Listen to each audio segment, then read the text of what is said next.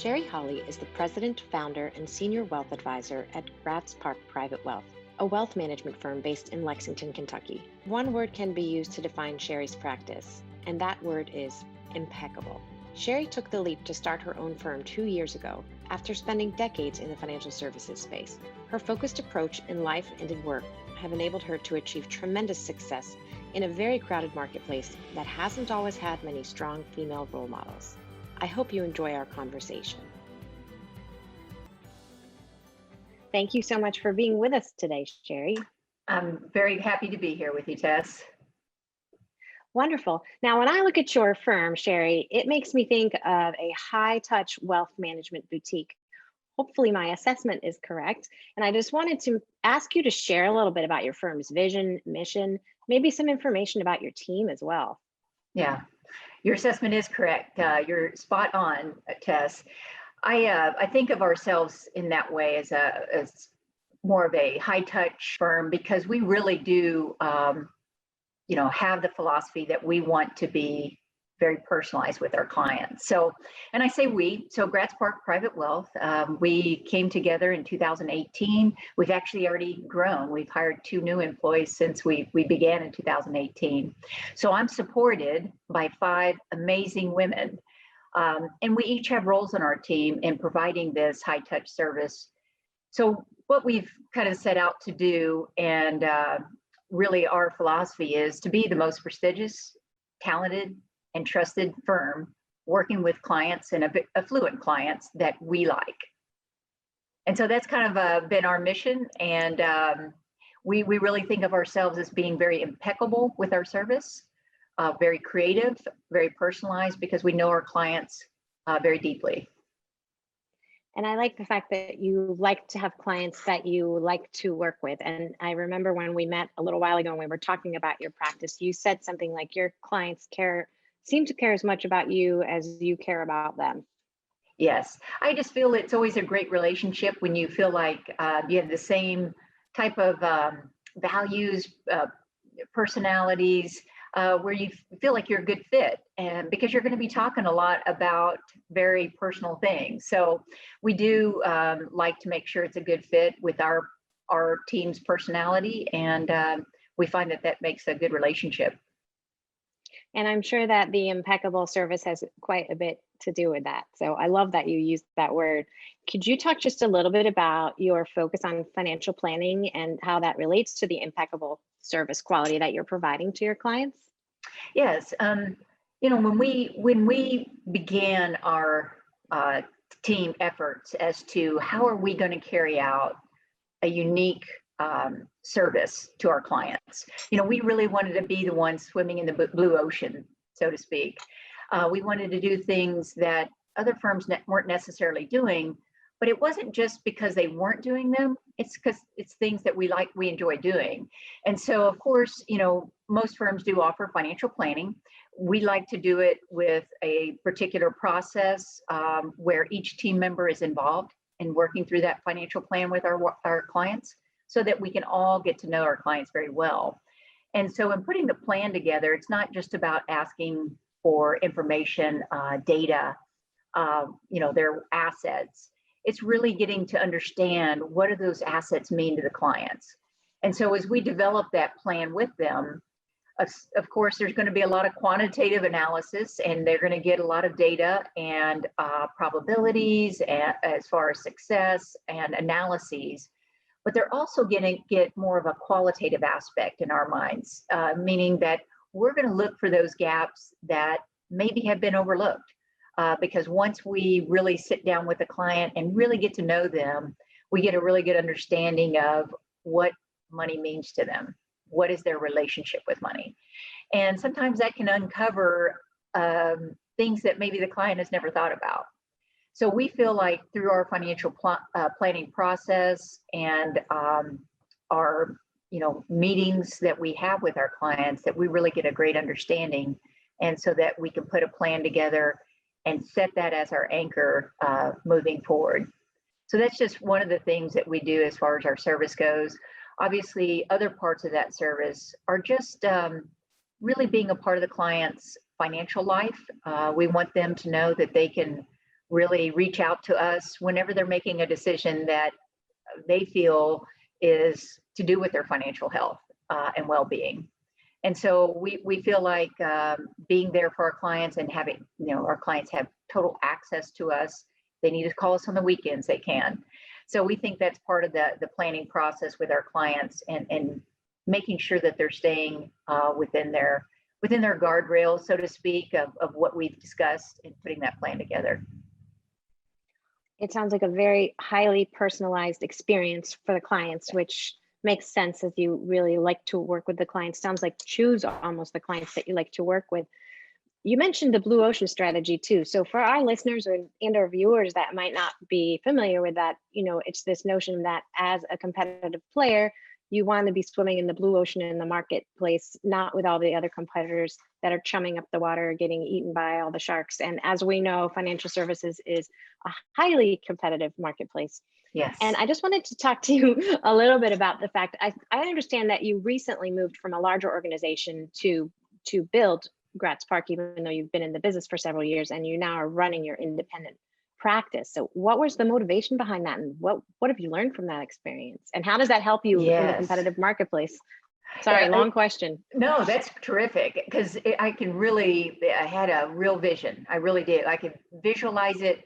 For the last 10 years, I visualized how I wanted to look, how I wanted our firm to be, how we wanted to carry our practice. And, the thing I learned, I've been with some great organizations, and the last one was a smaller firm. And I really love my relationships there. And we worked hard together to try to build the firm to be competitive. But the thing that I realized in doing that is most organizations as a whole have to make decisions for the masses, so to speak. There's lots of advisors within a firm, and where the firm needs to spend dollars, where an organization needs to spend dollars, are what most of those are towards what most of those advisors are doing. Well, we felt we were doing things pretty uniquely, so it was much harder for a firm to spend dollars on a smaller group of advisors that wanted to do things uniquely. So that's when we made the final decision to take the leap to being independent, so that as an independent organization, we could lay out exactly the vision that we had to work with our clients. And that went down to the specificity of our office, how it looked, the color palette, how it felt for clients when they came into our office. Those things were important to us because we wanted our clients to know that we cared, that they were, they're valued by us. And so we wanted them to have a unique experience from the day they walk into the office as a prospective client to every day that they come in as a relationship with us. And so our decision was, in order to deliver this type of service, this type of blue ocean strategy, we needed to, as I said, go independent. So we did that, and we built out, the infrastructure as far as the office space, what platform we were going to be on to be able to carry out this service process. And in doing that, we also looked for areas that we wanted to thrive, that were unique, where our competitors weren't necessarily swimming and moving. And so we built out our team to be able to deliver that, to deliver that service. And so we've got, as I said, I'm surrounded by 5 amazing women that support me and the vision. And we've been able to look at our competitors and what they're doing, which I think what typically happens with organizations in an industry, not just the financial services industry, but any industry, you can look and feel the same, maybe with some slight differences. So we knew we had to dig a little deeper, and part of the blue ocean is being able to deliver some of the high touch services that we do for our client. And as I said before, I think the key in all of that is really knowing and having that deep relationship with all of our clients, all of our households that we have. Well, I congratulate you on moving. I'm sure it was not an easy thing to do. Having worked in this industry, I realize it's difficult to move from one organization to another and very difficult to start your own practice. So, congratulations to you. In that vein, I wanted to ask you about what's it been like to grow up and work in this field, which is highly male dominated. You are Yes. obviously very successful. And I would love to hear some information on how your personal background, your upbringing, and also your own unique money story contributed to your growth and success in this industry. Right. Okay. And it's a story I love to tell because I feel very fortunate. First, as far as the reason I decided to make the move into this industry, and I went to a small liberal arts school here in Lexington, Kentucky, and we were offering a course. It's what we call May term. So it's you go to one class for 4 hours for the whole month of May. And my advisor at the time said to me, Sherry, I think you're going to really be interested in this course I'm teaching. It's unlike any other. It's not just economics, it's not just business management.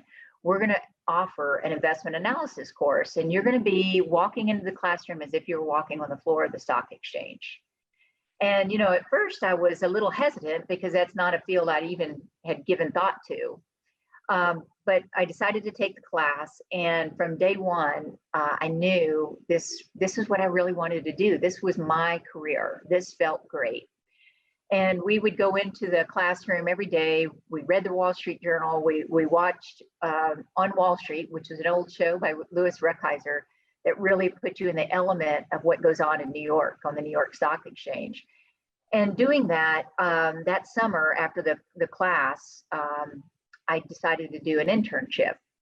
And what I learned in doing that internship was, number one, that this was a male dominated industry.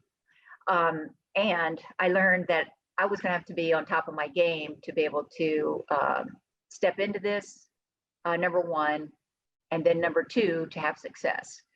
And I liked the challenge. I enjoyed my internship and decided at that point that this was an industry that I wanted to be in.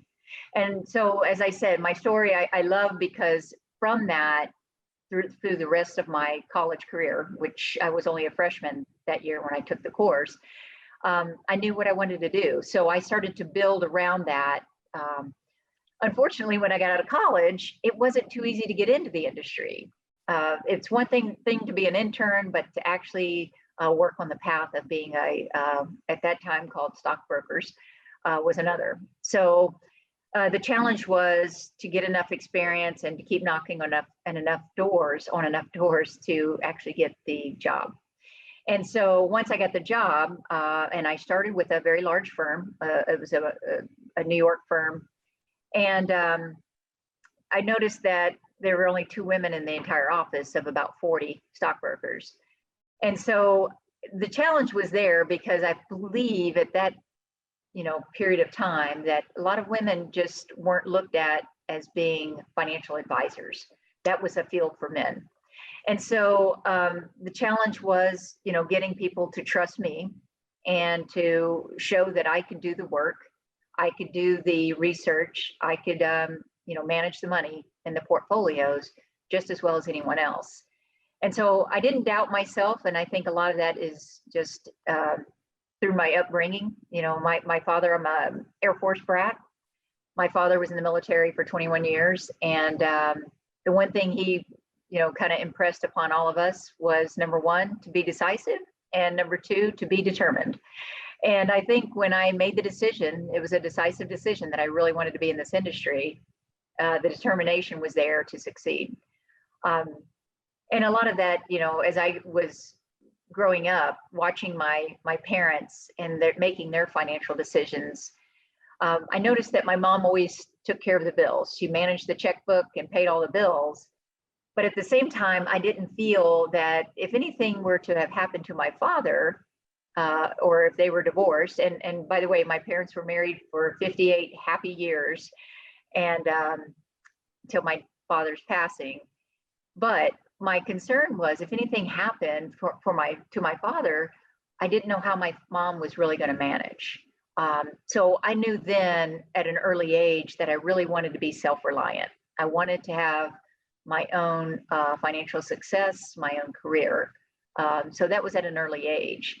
And I think that, like I said, that impressed upon me, what steps do I need to take to be successful, whether it be in a career like this or any career. And so for that, working in the financial industry, it helped me because obviously working with other people's finances, I wanted to make sure my own house was in order. And so I learned a lot, and really, like I said, I think through the decisiveness and the determination, became successful in this industry. And thank you for sharing all the personal stories. We really appreciate that. And I'm going to rewind for a second because my tablet just found down. So I'm going to say, so thank you for sharing all the personal stories. I really appreciate that. Is there any advice you would give to women today, whether they're in a male-dominated industry that have been in a while, or any industry, maybe younger women, about how to overcome some of those challenges in an industry when maybe you're seen in a different light because you are a woman? Yeah, I would say that the first thing I would give any woman trying to enter into this industry is, look around, don't be afraid to network with other women, because, it's really can be a great experience in this industry. It really can. And quite frankly, I do think women are very good at this job.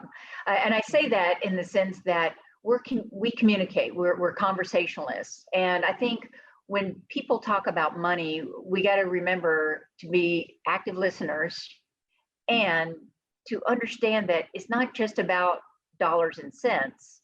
It's about a bigger picture. It's your relationship with money, how it makes you feel. And so the important thing there is to know that you can have a good relationship with money.